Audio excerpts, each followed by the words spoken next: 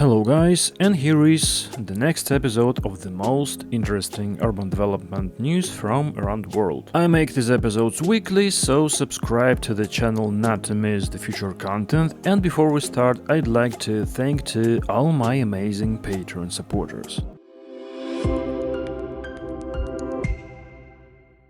And we start from Milan, Italy, where they opened extension of M4 metro line. It is the second automated line in Milan using the Hitachi Rail light metro technology already used in Copenhagen, Brescia and Milan's M5, which opened 10 years ago. So M4 is Milan's fifth metro line. It is 15 kilometers long with 21 stations and will eventually transport 230,000 passengers every day, with trains coming every 90 seconds in rush hour. Construction of the line took about 10 years. The first section, which was opened in 2022, started construction in 2012, while the rest started construction in 2015 and cost in general 2.3 billion euros. The M4, also called Blue Line, crosses the city east to west, passing through the city center and connecting with the Linate Airport, M1, M2, M3, although this last one requires a 300-meter walk, and multiple railway stations. The travel time from the airport to the city center is 12 minutes and the entire trip takes around half an hour, all in the same fare zone, so 2.20 euros to get to the airport is quite a good option. The stations are quite deep. For example, Dateo is the deepest one in all of Milan at minus 32 meters and have very impressive volumes, although their design is more on the practical and budget side than on the aesthetic one. And one of the most impressive part of this project is the urban renewal. In fact, the M4 has allowed to improve the quality of public spaces by adding greenery, pedestrian plazas, cycle paths, and making streets safer for pedestrians and cyclists by making lanes narrower and building continuous sidewalks. At the western terminus station, they are also building a massive pedestrian bridge that will link two neighborhoods to the metro station across a canal and a railway. So, unlike the other metro projects where the aim was to free up space for cars, in this case the effort was made to give back most of the space to people.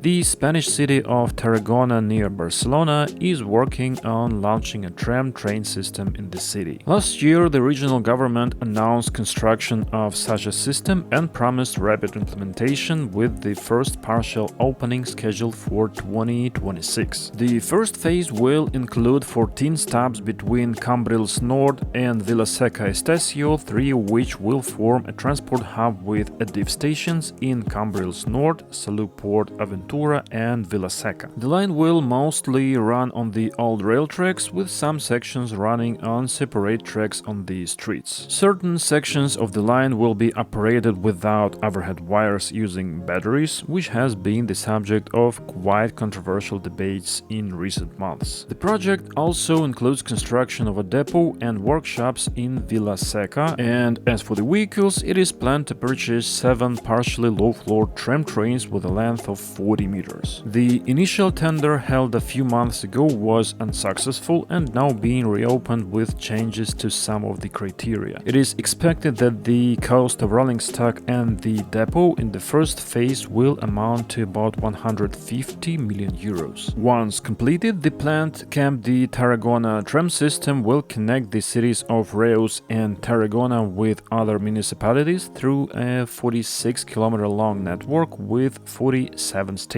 And by the way, the total population of the Tarragona-Reus agglomeration is about 325,000 people, which makes it the second largest agglomeration in Catalonia.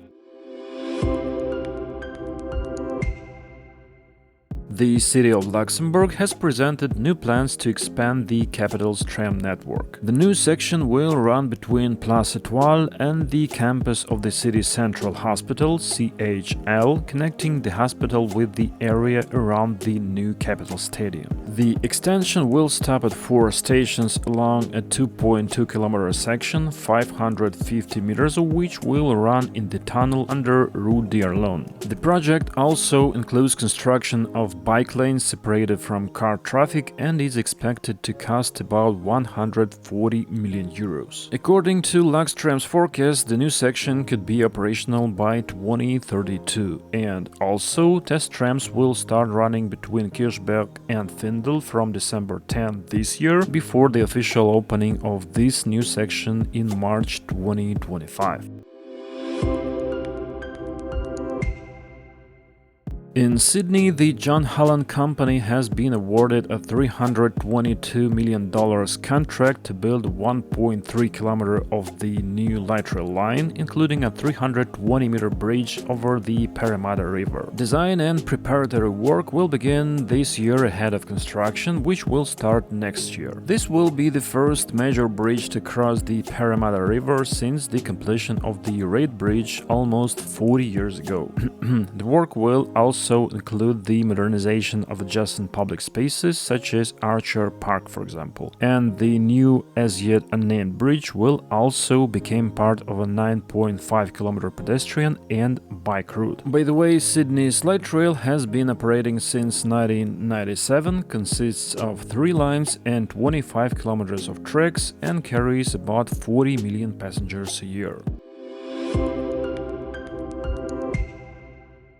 The Chinese company BYD has manufactured 112-meter electric buses for the Uruguayan capital of Montevideo. The Uruguayan operator said that through joint efforts with BYD, it will achieve its strategic goals of fully electrifying its fleet by 2040.